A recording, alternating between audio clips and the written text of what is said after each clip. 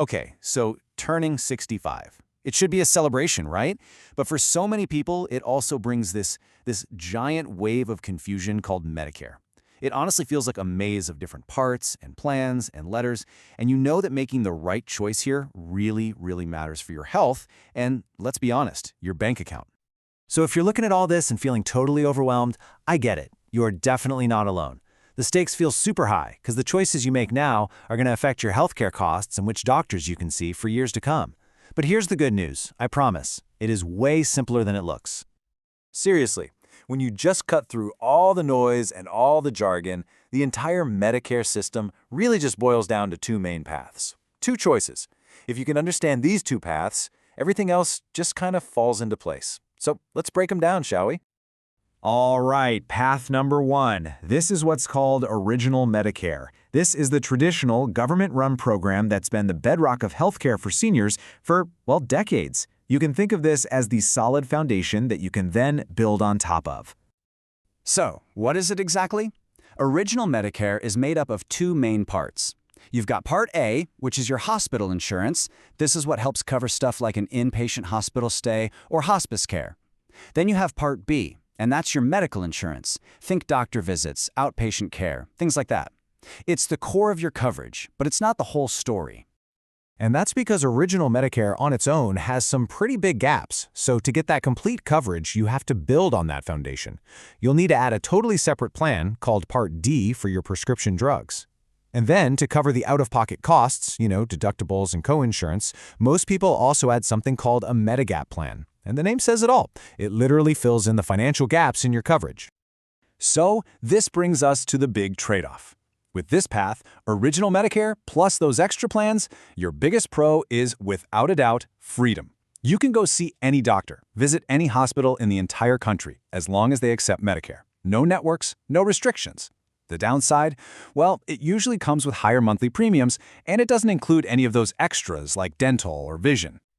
Okay, so that's the build-it-yourself path. Now let's pivot and look at the second option, which is much more of an all-in-one kind of deal. This is the private insurance alternative.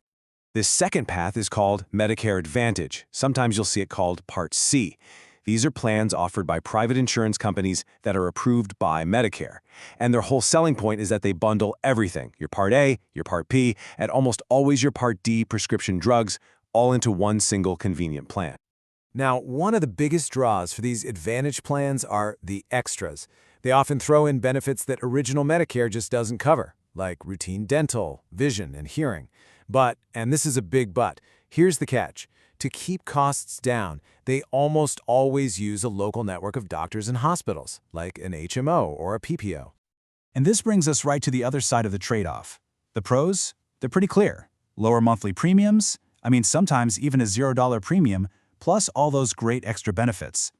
The cons, though, are all about control. You're restricted to that network of doctors, and you might need to get approval from the insurance company before you can get certain tests or procedures. Okay, so we have two very different paths, right? One gives you tons of freedom, but at a higher monthly cost. The other offers low premiums and extra perks, but you have to follow network rules. So how in the world do you choose? Think of this chart as your ultimate cheat sheet. Just look at the key differences side by side. Provider choice, nationwide freedom versus a local network. Monthly cost, higher but predictable versus lower but with potentially more variable costs when you get care. And a big one, travel. Original Medicare goes with you wherever you go in the US, while Advantage plans are usually tied to where you live. So let's make this personal. Here's the first question to ask yourself. Are you a snowbird? Do you travel a lot to visit the grandkids? If the answer is yes, then that nationwide coverage from Original Medicare might be a much better fit for your lifestyle. Next up, think about your budget and your peace of mind. Are you the kind of person who sleeps better at night knowing exactly what your monthly bill will be, even if it's a little higher? Or would you rather risk it with a lower premium, knowing you might pay more out of pocket when you actually need to see a doctor? And finally, this really is the core question for Medicare Advantage.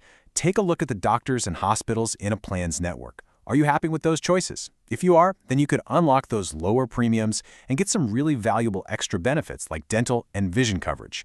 It's all about that trade-off. Now, before we finish up, there is one absolutely critical piece of information that you have to know, no matter which path you're leaning towards. I want you to just let this sink in for a second. Whether you choose Original Medicare or a Medicare Advantage plan, neither of them, is designed to pay for long-term custodial care. We're talking about help with daily living activities, the kind of care you'd get in a nursing home or an assisted living facility. And besides that huge gap in long-term care, there are other things to be aware of. Unless your specific Advantage plan covers them, or you buy separate insurance, things like routine dental cleanings, eye exams for glasses, and hearing aids are typically not covered. It's so important to know this going in so you can plan for those costs. Look, at the end of the day, there is no single best plan that works for everybody. It just doesn't exist. The right choice for you depends entirely on your personal health, your lifestyle, and your financial situation. But by understanding these two fundamental paths, you are now so much better equipped to make a smart, informed decision that's going to work for you.